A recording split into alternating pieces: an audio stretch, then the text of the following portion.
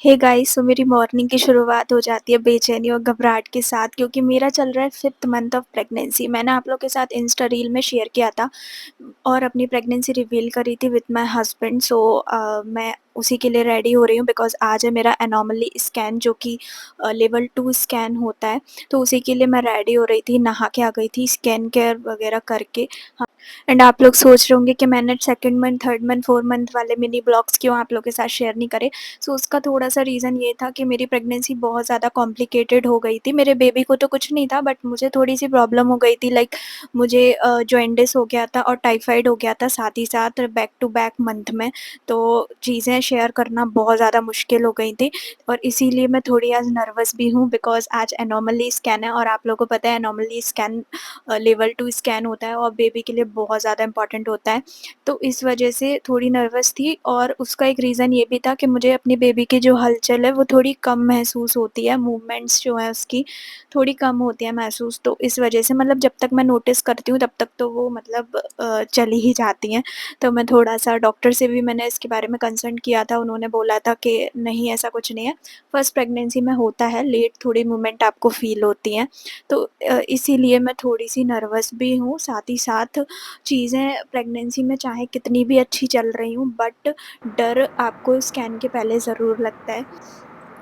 यहाँ पे मैं पूजा-वूजा कर रही थी एंड उसके बाद जितना भी चीज़ें मैं अपने माइंड में रख रही थी, लाइक पॉज़िटिव एनर्जी के साथ ही मैं जा रही थी बट एक अंदर से घबराहट तो थी ही।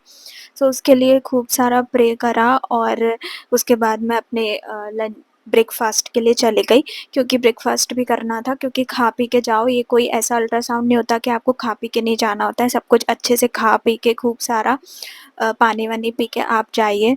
बस हम लोग पहुँच चुके थे स्कैन के लिए और यहाँ पे मुझे वॉक करने को बोला, एप्रॉक्स आधे घंटे तक मैंने कंटिन्यू वॉक करा ताकि बेबी का अच्छा मूवमेंट हो। स्कैन के टाइम पे मीठा खाने को बोला, चॉकलेट खाने को बोला और ढेर सारा पानी पीने को बोला।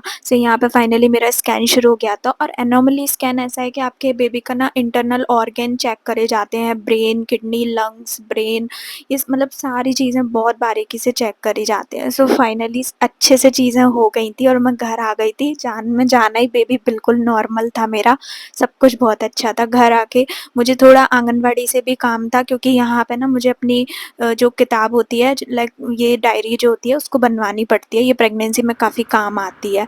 और जैसे ही एज़ यूजुअल मेरा काम है, मैं हमेशा डॉक्टर के पास से आती हूँ अल्ट्रासाउंड करा के, तो मैं अपना चैट जीपीटी ऑन करती हूँ और सारी जितनी रिपोर्ट्स होती हैं उसे स्कैन करके ना अच्छे से देखती हूँ क्योंकि कुछ चीज़ें समझ नहीं आती कि क्या लिखा है क्या, बट सब कुछ बहुत अच्छे से नॉर्मल था। आप मेरी रिपोर्ट भी देख लेना, मतलब सब कुछ अच्छा था, बेबी की बोन्स वगैरह सब बहुत स्ट्रॉन्ग थी। आई होप सब कुछ ऐसा ही चलता रहे आगे। सुबह की भागम-दौड़ से मुझे एप्रॉक्स 3 बज गया था, तो मैंने यहाँ पे ओट्स बनाए। लंच में तो कुछ नहीं खा पाई थी बट लंच में मैंने फिर ओट्स बनाए थे अपने लिए बिकॉज़ ओट्स काफ़ी हेल्दी होते हैं एंड प्रेगनेंसी के टाइम पे जितना आप कंज़्यूम कर सकते हो हेल्दी फूड उतना आपके लिए बेनिफिट है।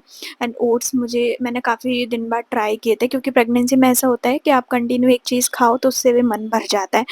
बस मैंने अपना यहाँ पे अपना फ़ेवरेट सीरियल वग़ैरह ऑन करके उसके बाद मैंने अपना ओट्स खाया अच्छे से। गाइस, जितनी भी प्रेग्नेंट लेडी मेरा व्लॉग देख रही हैं प्लीज़ कमेंट ज़रूर करना ताकि मैं ऐसे ही व्लॉग ला